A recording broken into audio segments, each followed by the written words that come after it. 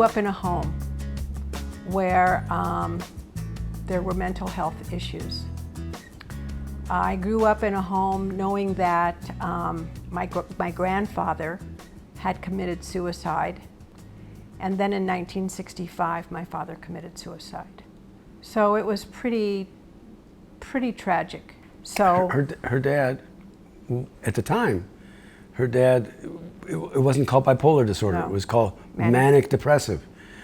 And her dad was diagnosed as manic depressive. And so it's been a part of her life for over 50 years. And it was always a concern that Joyce had that it would get passed on, that somehow or other it would go from one generation to the next. our daughter, a few years ago, was diagnosed with bipolar disorder.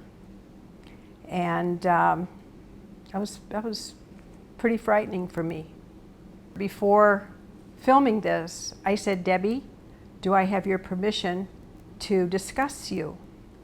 And she says, "Mom, that's a part of me." She says, "Like my curly hair, that's a part of me." And her goal is just to make sure that she stays on her medication and she leads a productive, fruitful life. You know, we've been together 50 years. Is it a perfect 50 years? Everything is great? The answer to that is, like everybody else, the answer is, of course. But this is part of our life. I mean, if it's part of her life, it's also part of my life.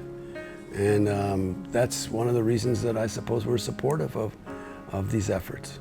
We're really committed to this organization. Any organization, from my perspective, that does something to have people understand what suicide is about, how to prevent suicide, how to help teach people, whether they be counselors or families, about mental illness, is absolutely imperative. One of the things that this organization has done is to bring it out of the closet and to help people understand that this is an illness. It's not any different from physical illnesses that people have. It is a mental illness, and it's treatable. And I think it's great that we lift this stuff up now and help people to understand.